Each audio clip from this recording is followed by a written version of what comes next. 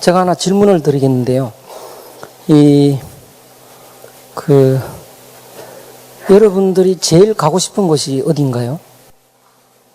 예? 어딜까요? 각자 다 다른가요? 예. 어디를 제일 가고 싶나요? 한 군데만 가라고 하면. 예? 천국이죠. 그렇죠. 근데 천국이 있습니까? 예? 아마 종로 내거리에 천국이 있다 없다 이렇게 판을 붙여놓고 빨간 딱지를 붙여라. 또 뉴욕 맨하탄 거리에 그러면 아마도 없다 쪽에 붙이겠죠. 대부분의 사람들이. 어떻습니까? 있습니까? 없습니까? 애매하죠.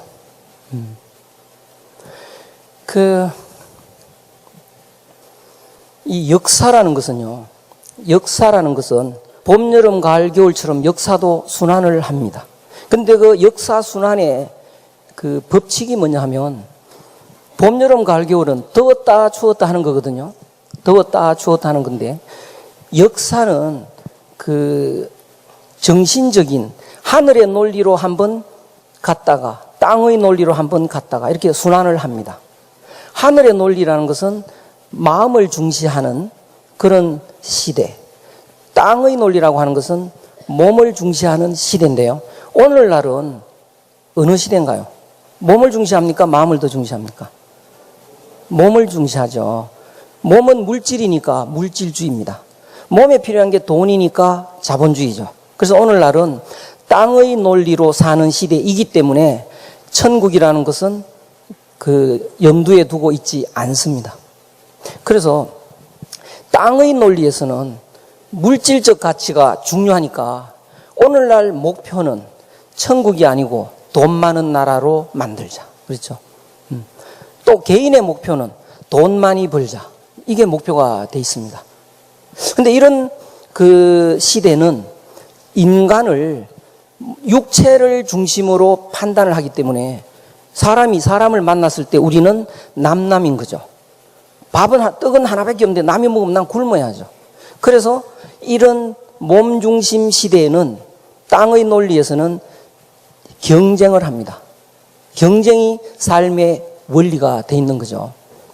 그래서 경쟁을 하면 엄청난 발전이 일어납니다. 그래서 오늘날 물질적 발전은 엄청난 속도로 발전했는데 이것은 경쟁의 덕분이죠. 땅의 논리로 살아가는 덕분입니다. 그런데 말이죠. 땅의 논리로 살아가다 보면 경쟁을 너무 하다 보면 사람들은 마지막에 어떤 일이 일어나냐 하면 친구가 없어집니다. 친구가요. 왜냐? 친구도 다 경쟁자니까. 겉으로는 입학 동기, 입사 동기 다 친구지만 속으로는 경쟁자죠. 가장 치열한 경쟁자죠. 그래서 내한테 좋은 일이 있으면 축하한다고 하는데 얼굴은 일그러지죠. 그렇죠? 내한테 나쁜 일이 있으면 안 됐다 그런데 입이 벌어집니다. 그렇죠? 그래서 친구하고 어울리는 게 찜찜해집니다. 그래서 친구하고 어울리지 않고 그냥 어영부영 하다가 집에 일찍 갑니다. 연애를 하고 있어도 외롭습니다. 연애를 하고 있어도 내가 그 사람 언제 바꿀지, 그 사람도 날 언제 바꿀지. 결혼해도 안심하면 안 돼. 그러니까 요새는 부부도 한 집에 사는 부부인데 니거내고도 없는데도 불안하기 짝이 없습니다. 그러니까 한평생 한 집에 살아도 외롭고 불안한 시대가 되어버렸죠. 이런 시대에 보니까요, 옛날부터 이 몸 중심으로 물질주의인데도 정신적인 거, 마음을 굉장히 중시하는 민족이 독특하게 있습니다. 누구냐? 한국이죠. 한국 사람은 옛날부터 이 마음을 중시하는, 그래서 정신적인 거를 발달시켜 왔고, 그런 마음으로 모두가 따뜻하게 사는 나라가 천국인데요. 천국은 둘일까요? 하나일까요? 천국은 하나죠. 그래서 한국입니다. 그러니까 우리는 옛날부터 천국에서 살았던 민족입니다. 그런 민족이 물질주의에 적응이 잘 안 됩니다. 그래서 나라도 잊어버리고 뺏기기도 하고 고난을 겪었는데요. 그런데 이제 땅의 논리로 살던 사람들이 너무 외로워졌습니다. 친구도 없고 너무 외로워져서. 그런데 그 땅의 논리라고 하는 것은 경쟁으로 가는 거고, 또 경쟁이 치열해지면 투쟁으로 가는 거고, 혼란해지니까 제일 중요한 것이 안정입니다. 그 안정의 비결이 뭐냐? 규칙이고 법입니다. 그래서 오늘날 물질주의에 이 사회를 안정시키는 비결은 법으로 다스리는 법치주의죠. 그래서 이 세계 어느 대학을 가더라도 물질적 가치를 터득하는 비결을 연구하는 경영학하고 이 사회를 안정시키는 법학이 앞서가는 이런 시대가 됐는데, 그런데 우리나라는 옛날부터 마음으로 천국에 살던 이런 습성이 있어서 법 없어도 사는 나라가 좋은 나라라고 생각합니다. 그리고 저 사람은 법 없어도 될 사람이야, 이런 희망을 하는 거죠. 그래서 양심이 있고 따뜻한 마음으로 살면 규칙이나 법을 좀 어겨도 괜찮은 거지, 봐줄 수 있는 거지, 이런 우리의 정서가 있다고요. 서양 중심의 물질주의에서 규칙을 강조하던 그 시대에 한국 사람들은 뒤떨어진 민족이라고 봐왔던 거죠. 근데 그 사람들이 꽁꽁 얼어붙어서 이제는 외로워서 못 살 정도 되니까 자기들도 규칙이 싫어졌습니다. 이제는 못 살겠다는 거죠. 이게 오늘날 세계가 뒤집혀지고 있는 건데, 이건 바로 뭐냐? 시대가 바뀐다는 겁니다. 무슨 시대로? 이제는 땅의 논리로 사는 시대가 아니고 하늘의 논리로 바뀐다. 이게 바뀌면 어떻게 되느냐? 이제 사람들의 관심이 이 돈에 있는 게 아니라 이제는 천국에서 살아야지, 이런 식으로 관심이 바뀝니다. 지금은 돈이 천국이라고 착각을 합니다. 행복이 뭐냐? 돈 많은 것, 이렇게 착각을 하지만 앞으로는 달라질 것입니다. 그래서 우리가 어떻게 천국을 건설해서 사느냐, 여기에 행복이, 우리의 목적이 있을 텐데, 그 천국 건설을 제일 잘했던 민족은 한국인입니다.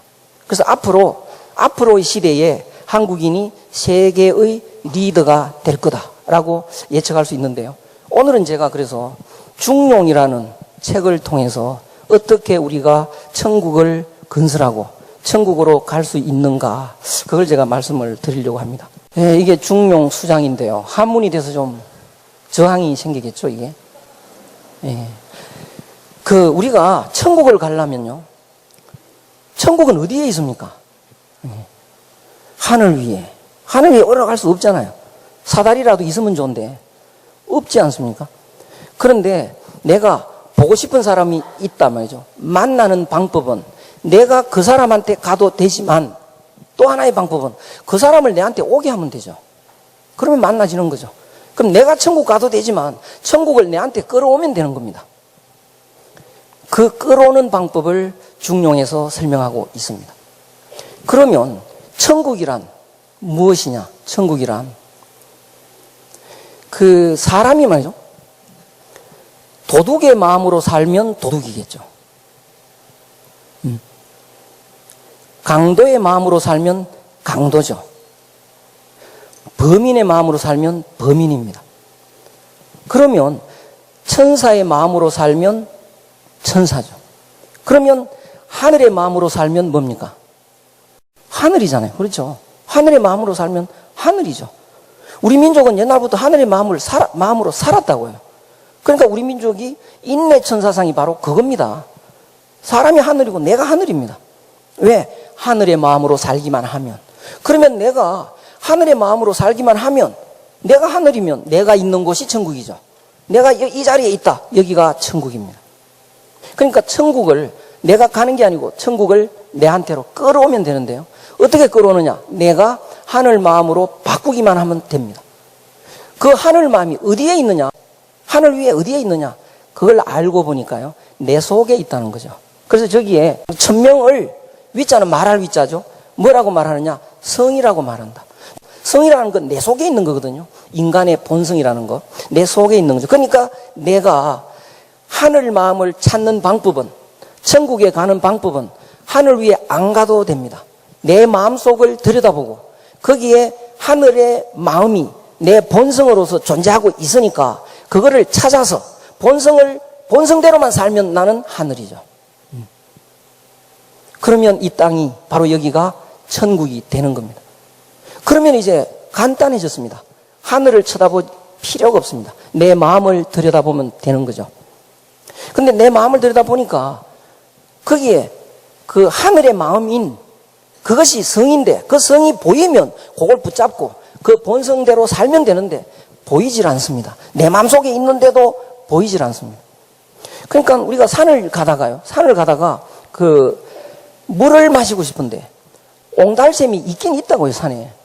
그런데 찾을 방법이 없습니다. 안 보이니까. 있긴 있지만. 그러면 어떻게 하면 찾을 수 있느냐? 어떻게 하면요? 그 옹달샘은 멈춰 있는 게 아니고 물이 솟아납니다. 솟아서 흐른다고요. 그러니까 물길이 있다고요. 산을 가다 보면요. 물 흐른 길이 있으면 길 따라가면 옹달샘이 있는 거죠. 그리고 그 물길에 물이 흐르면 그것도 마셔도 되는 겁니다. 그게 옹달샘 물 그 자체니까. 그래서 옹달샘을 못 찾으면 물길을 찾으면 되는데 우리의 마음속에도 하늘의 마음이 들어있는데 그걸 못 찾겠다라고 한다면 그 성이 흘러내려오는 길이 있습니다. 그걸 길도자를 써서 도라고 합니다. 바로 다음 문장이죠. 솔성지위도. 솔성은 성을 따를 소자, 성을 따라 내려오는 것, 그것을 도라고 한다. 그럼 이제 우리 마음속을 들여다보고 길을 찾으면 됩니다. 길을 찾으면. 그러면 그 길대로만 살면 이 옹달샘에서 내려오는 물길이 있으면 그 물길에 있는 물만 채우면 그 물로 채우면 그 온산이 그 웅덩이가 옹달샘의 물로 가득 차겠죠. 그런데 내 마음에 그 감정이라는 게 있는데 이 감정이 본성에서 나오는 길 따라 나오는 그 본성으로 가득 채워버리면 내 마음은 하늘 마음으로 가득 찹니다. 그 순간 나는 하늘입니다. 그러니까 이제는 본성을 잘 모른다 하더라도 자기 몸을 마음속을 들여다보고 길이 있는지 없는지 들여다보면 됩니다. 마음을 들여다봐야죠. 본성에서 나오는 길이 있을까 없을까. 그게 있으면 그 길에서 나오는 마음만 채우면 되는데요. 그런데 보니까 길이 있는 듯 없는 듯 보이질 않습니다. 그게. 그러니까 물이 줄줄 흐르면 그 물을 마시기도 하고 그 물을 모으면 웅덩이가 옹달샘 물로 가득 찰 텐데 물길이 잘 안 보이는 겁니다. 왜 물길이 안 보일까? 왜? 물이 딴 데로 새버리는 겁니다. 물이 딴 데로 새버리니까 흐르던 길이 망가지기 시작하는 거죠. 산에 길이 있었는데 옛날에 나무꾼들이 산을 다닐 때요. 길이 있었는데 그 길이 요새는 안 다니니까 망가져서 안 보인다고요. 그것처럼 우리의 본성이 이렇게 계속 내려오다가 그게 감정에 가득 차 있으면 길이 튼튼하게 보이지만 자꾸 옆으로 새버립니다. 그러니까 길이 안 보이는 거죠. 또 문제가 또 생겼습니다. 그럼 어떻게 해야 되느냐? 어떻게 해요? 다시 물이 흐르게끔 길을 제대로 수리하면 되는 거죠. 길을 수리하면 돼. 그런데 내 마음속에도 길이 있는데 그 길이 망가져 있다고요, 지금. 그 길을 수리하면 됩니다. 바로 수도죠, 수도. 길 수리하는 거. 그거를 뭐라고 하느냐? 교육이라고 합니다. 그럼 우리는 지금 수많은 교육을 받았죠. 초등학교, 중학교, 고등학교. 그게 길 수리하는 것이었느냐? 아니었죠. 그건 뭐였습니까? 이 땅의 논리에서 남과 경쟁을 해서 어떻게 하면 남보다 이길 수 있느냐? 그것만 공부해 왔지 않습니까? 그건 길 수리하는 게 아니었죠. 천국 가는 길이 아니었죠. 교육이 아닙니다. 그렇죠? 저 교육에 대한 정의가 있죠. 수도가 교육이다. 수도하는 거 아니면 교육이 아니다. 그럼 우리는 12년간 교육을 받은 게 아니고 교육을 안 받은 겁니다. 이 중용은 굉장히 따가운 말입니다. 우리는 많은 교육을 받았다. 교육은 아니죠. 아닙니다. 그래서 진짜 교육은 뭐냐? 천국으로 가는 길을 붙잡는 거. 이게 교육입니다. 그러면 이제 길을 수리하는, 수리해야 되는데, 그래야 천국 가는 길이 열리는 건데요. 길이 안 보여. 안 보인다고요. 왜 안 보일까? 이제 한번 마음을 한번 정리를 해보겠습니다. 인간에게 뭐가 있느냐 하면요. 의식이라는 게 있습니다. 인간의 의식이라는 게요. 의식에서 무엇을 하느냐 하면, 의식에서 하는 일이 생각하고, 헤아리고, 계산하고, 뭐 이런 작동을 하는 겁니다. 여기서 생각하고, 헤아리고, 뭐 이런 걸 하는 거죠. 그리고 또 의식에서 뭘 하느냐 하면, 인간이 경험한 내용들을 기억이라는 방법으로 저장을 합니다. 의식 속에서. 그러니까 의식은 창고이기도 합니다. 그러니까 우리는 어릴 때부터 지금까지 기억들을 많이 저장을 하는데, 어느 순간 이 기억이 덩어리가 생깁니다. 기억 덩어리. 이 기억의 덩어리를 뭐라고 하느냐? 이거를 나라는 개념으로 둔갑합니다. 그러니까 나라고 하는 건 원래 없었습니다. 그거 당신이잖아. 아니야, 이 몸이지. 이 몸이 내 아니라고요. 이건 뭐냐? 그냥 물건입니다, 이게. 그냥 어머니 뱃속에서 태어나온 물건이고, 또 지가 저절로 배고파서 울었고, 저절로 컸고, 그냥 자연히 태어나고 자연히 자라고 있는 물건일 뿐인데, 그 물건에 기억이 저장이 돼가지고 이 기억의 덩어리를 나라고 하는 개념으로 둔갑시켰습니다. 그러니까 사람이 기억상실증이 걸리면요, 돌아다닌다고요. 내가 누군지 아세요? 자꾸 물으러 다녀. 당신이 뭘 당신을 물어. 아니야, 내가 나를 몰라. 그럼 뭡니까? 그게 기억을 잊어먹었다는 이야기죠. 그러니까 우리들은 되게 나 하지만 그거는 사실은 기억 덩어리일 뿐입니다.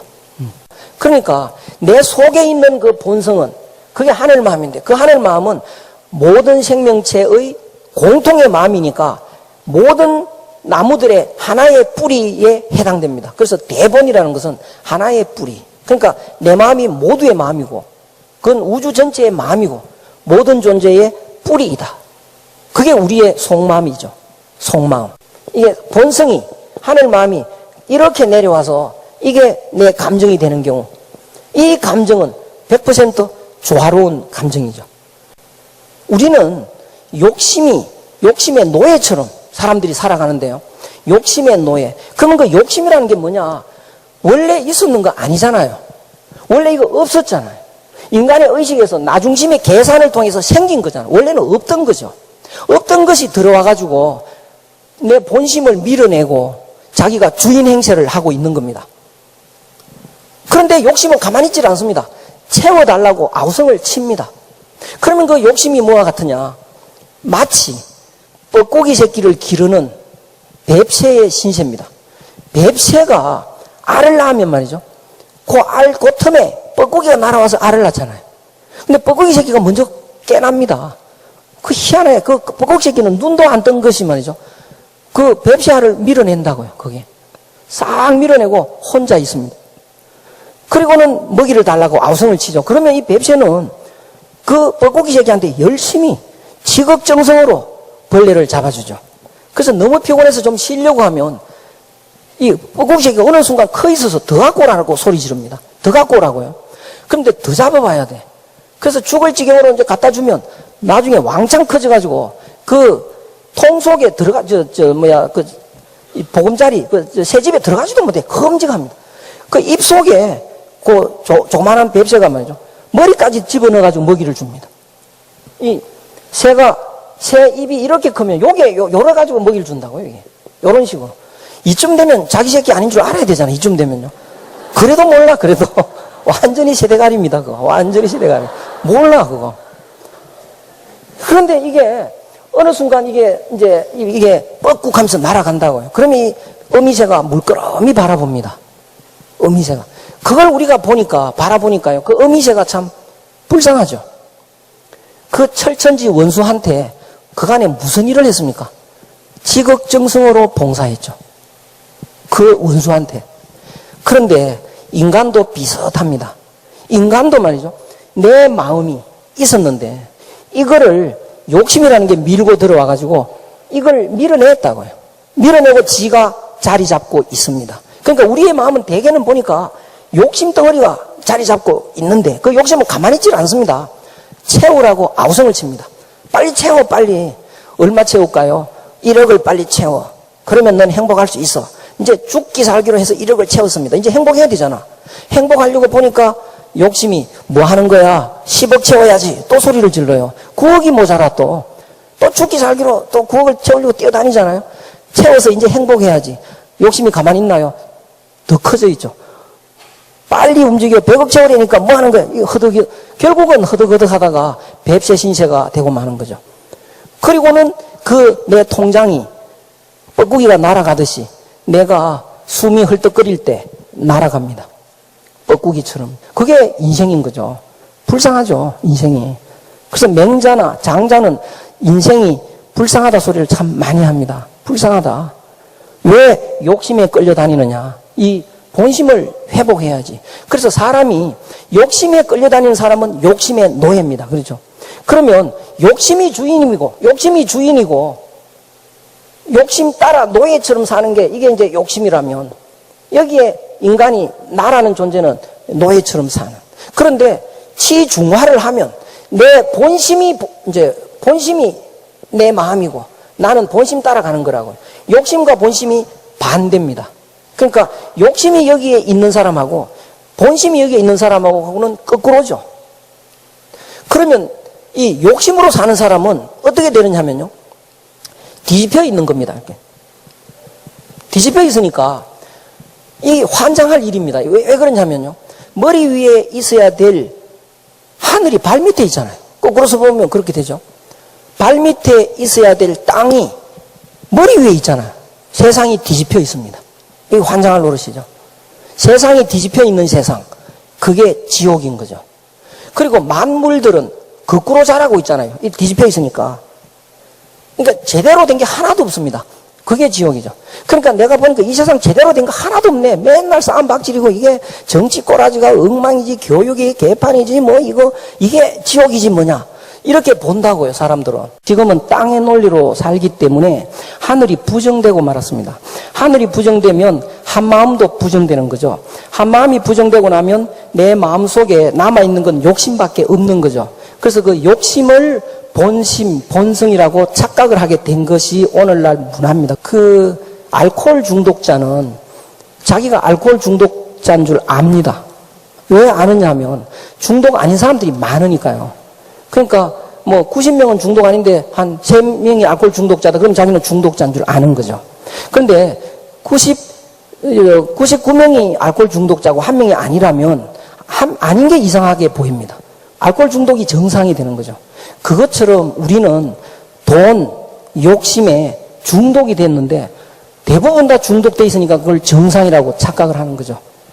근데 중독자의 특징이 뭐냐면 이제 그 알코올 중독은 술을 먹으라고 이제 욕심이 자꾸 권유를 하는데 술을 먹으라고 하는 그 명령이 있을 때에 이성적으로 이제 판단을 해서 나는 먹으면 안 돼. 그걸 절제를 하는 게 정상인이라고 보는 거죠. 근데 그 절제가 안 통하는 사람이 중독자인데요. 그럼 우리는 내가 돈의 욕심에 너무 끌려다니면 안 돼. 그 절제를 하고 좀 돈에 대해서 좀 초연해져야겠다라고 생각도 안 합니다. 사람들이. 그러니까 중독이 당연한 것처럼 돼버린 거죠. 그래서 그 나쁘게 말하면 현대인은 중독자다. 이렇게 말씀드릴 수 있는데요.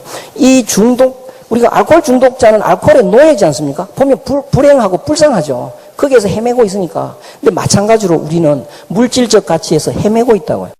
그러니까 우리는 부자라야 행복하다. 요 등식이라는 게 이미 중독에서 나타나는 특징인 거죠. 그래서 우리가 본성처럼 생각하는 그 욕심이 사실은 본심이 아닌데 우리는 땅의 논리에서 살다 보니까 그게 정상으로 착각하게 됐는데요. 다음 시대에 하늘의 논리의 시대로 이제 거의 그 변곡점에 왔다고요.